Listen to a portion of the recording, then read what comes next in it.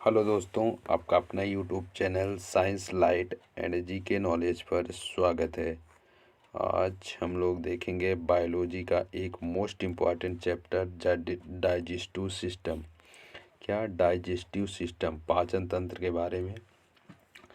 इनसे हम पार्ट 1 और पार्ट 2 कर चुके हैं, जो कि हम एक क्वेश्चन की सीरीज लाए हैं। क्या कराते हैं इसमें? क्वेश्चन कराते हैं। 25 क्वेश्चन रहते हैं, 25 प्लस क्वेश्चन रहते हैं, जो कि बार बार एग्ज़ाम में पूछे गए हैं या पूछे जाएंगे।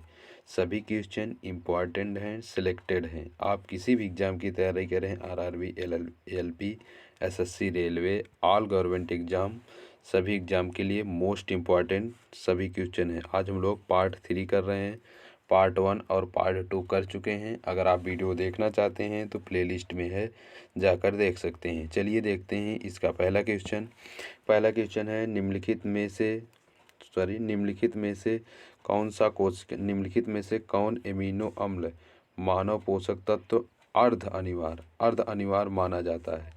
तो इसका ऑप्शन नंबर बी सही हो जाएगा। कौन सा? इसका option number B, histidine. Histidine क्या होता है? अर्ध अनिवार्य माना जाता है पोषक तत्व के लिए। मानव के शरीर में एमिनो अम्ल का अर्ध रूप से अनिवार्य हिस्टिडीन है। चलिए नेक्स्ट क्वेश्चन देखते हैं। मानव जठर में प्रोटीन पाचन के लिए उत्तरदायी अनुकूलतम परिवेश है।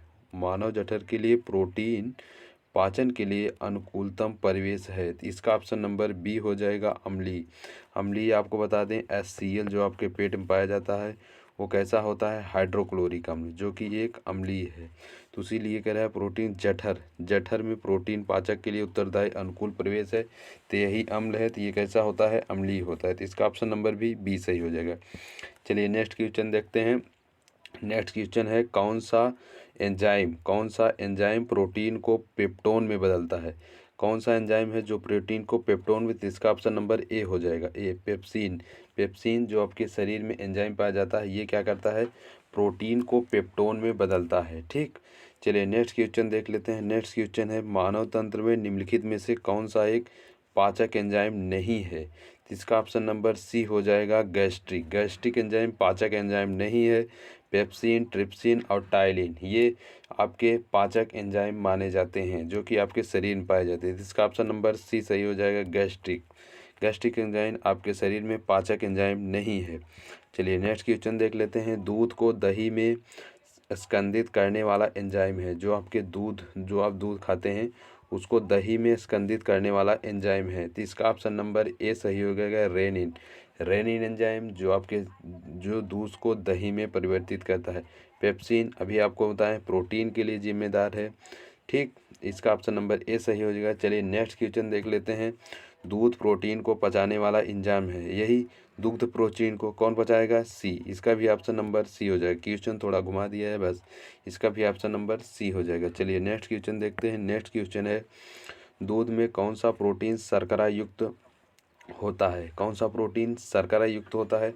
तो आपको बता दें, केसीन और लैक्टोज जो आपके दूध में पाया जाता है। माल्टोज कहाँ पाया जाता है? आपके जो चावल होता है उसके माड़ में पाया जाता है। सुक्रोज आपके चीनी में पाया जाता है। ग्लूकोज आपके कहाँ पाया जाता है? ग्लूकोज आपके फलों में पाया जाता है। ठीक, तो इसका ऑप्शन नंबर बी सही हो जाएगा, केसीन और लैक्टोज शर्करा दूध में पाई जाती है, जो दूध में प्रोटीन का शर्करा युक्त है। तो ऑप्शन नंबर बी सही हो जाएगा। ठीक, चलिए नेक्स्ट क्वेश्चन देख लेते हैं। नेक्स्ट क्वेश्चन है, दूध में पाया जाने वाला मुख्य प्रोटीन कौन सा है? जो आपके दूध में मुख्य रूप से प्रोटीन पाया जाता है उसका ऑप्शन नंबर है casein protein, D option number है। ये आपके दूध में पाया जाने वाला मुख्य रूप से प्रोटीन है। आपको बता दें, कैल्शियम जो होता है वो आपके दांतों को कठोर बनाता है। कैल्शियम जो होता है जिसका परमाणु क्रमांक कितना होता है? 20। ठीक, द्रव्यमान संख्या 40 होती है। आपके क्या करता है? दांतों को कठोर बनाता है। और फास्फोरस क्या करता है? आपके दांतों का निर्माण करता है। फास्फोरस जिसका परमाणु क्रमांक 16 होता है, नहीं 16, हाँ 16 होता है। वो क्या करता है? आपके दांतों का निर्माण करता है। ठीक, चलिए नेक्स्ट क्वेश्चन देख लेते हैं। नेक्स्ट क्वेश्चन है, एंजाइम के प्रोटीन भाग को क्या कहते हैं? जो एंजाइम होता है उसके प्रोटीन भाग को हम लोग क्या कहते हैं? तो इसका ऑप्शन नंबर क्या हो जाएगा? इसका ऑप्शन नंबर हो जाएगा सी। क्या बोलते हैं? हेपो एंजाइम। क्या बोलते हैं? हेपो एंजाइम। ठीक, इसका ऑप्शन नंबर सी हो जाएगा 35 का। चलिए नेक्स्ट क्वेश्चन देखते हैं। नेक्स्ट क्वेश्चन है, निम्नलिखित में से कौन सा पाचक एंजाइम नहीं है? आपके शरीर में ऐसा कौन सा है जो पाचक? इंसुलिन। इंसुलिन जो आपके क्या बोलते हैं, अल्फा कोशिका से स्रावित होता है। अग्नाशय ग्रंथियाँ जो आपके पाई जाती हैं उसी में अल्फा और बीटा होता है, तो उसी से स्रावित होता है। ये आपके पाचक एंजाइम नहीं है। ठीक, pepsin, rennin, pepsin protein, rennin दूध को पचाता है, ये सब पाचक एंजाइम है। एमिलिप्सिन मतलब एमाइलेज जो होता है आपके वो पचाता है, तो इसका ऑप्शन नंबर सी हो जाएगा। चलिए नेक्स्ट क्वेश्चन देख लेते हैं। पेट में भोजन को पचाने के लिए निम्नांकित में से किसकी खास आवश्यकता होती है? तो इसका ऑप्शन नंबर सी हो जाएगा एंजाइम। आपको हवा की आवश्यकता पचाने में नहीं होती है। पानी आपके शरीर में अवशोषित होता है।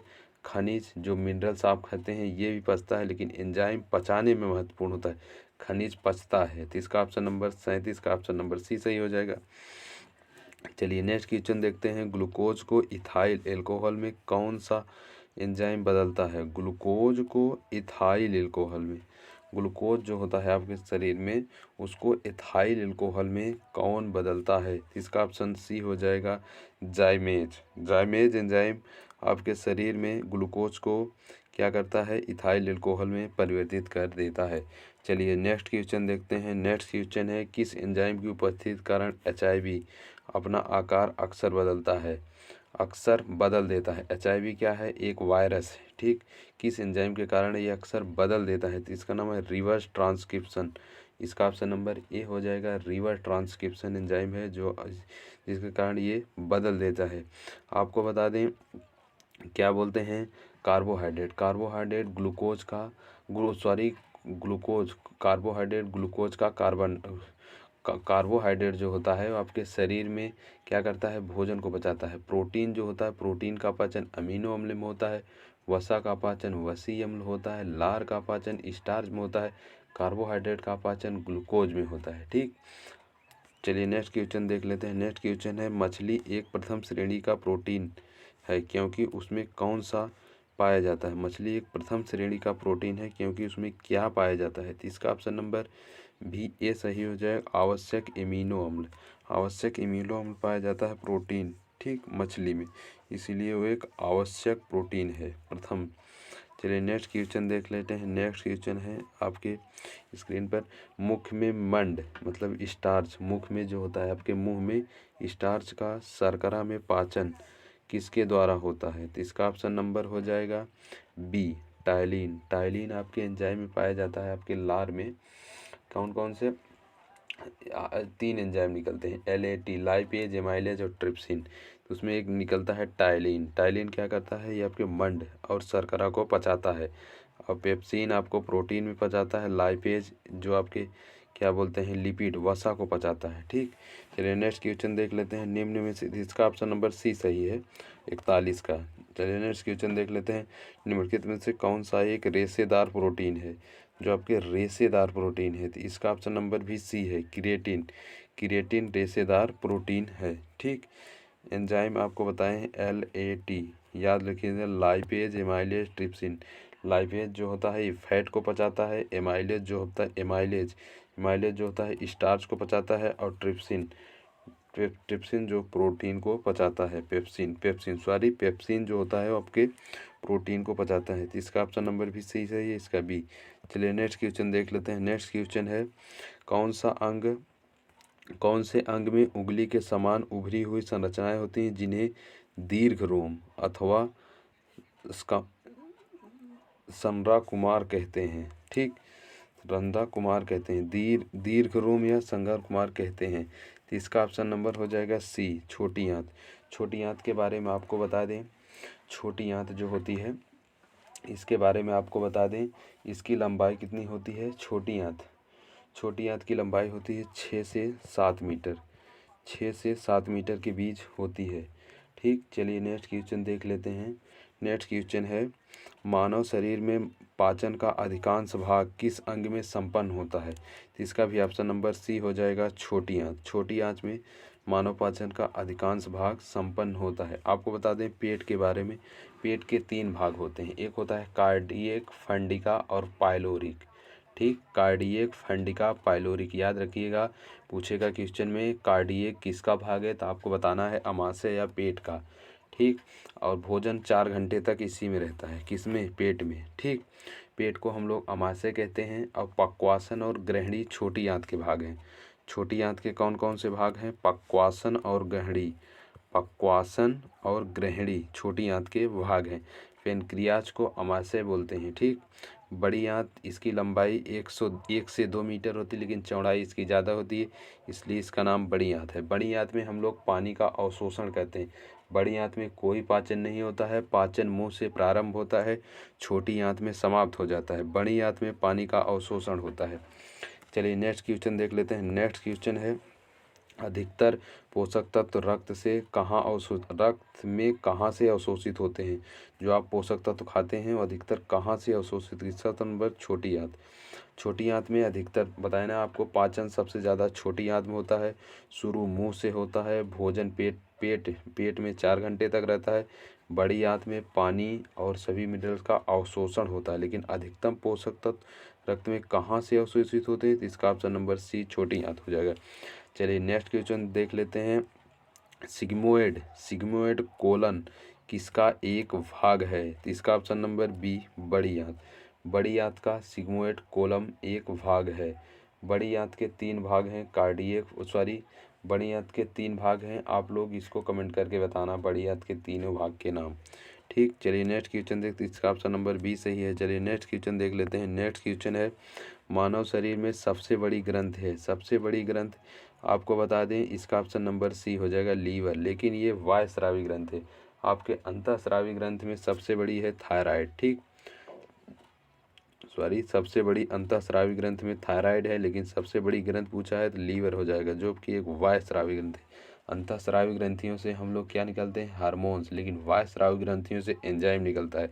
पीयूष ग्रंथ सबसे छोटी ग्रंथि है। लार में 3 ग्रंथियाँ पाई जाती हैं। चलिए नेक्स्ट क्वेश्चन देखते हैं। लीवर किसका भरपूर स्रोत है। लीवर में क्या होता है, वसा घुलनशील विटामिन। जो वसा घुलनशील, आपको विटामिन 2 प्रकार के बताए हैं। वीडियो देखना चाहते हैं प्लेलिस्ट में है, जो जाके देख सकते हैं।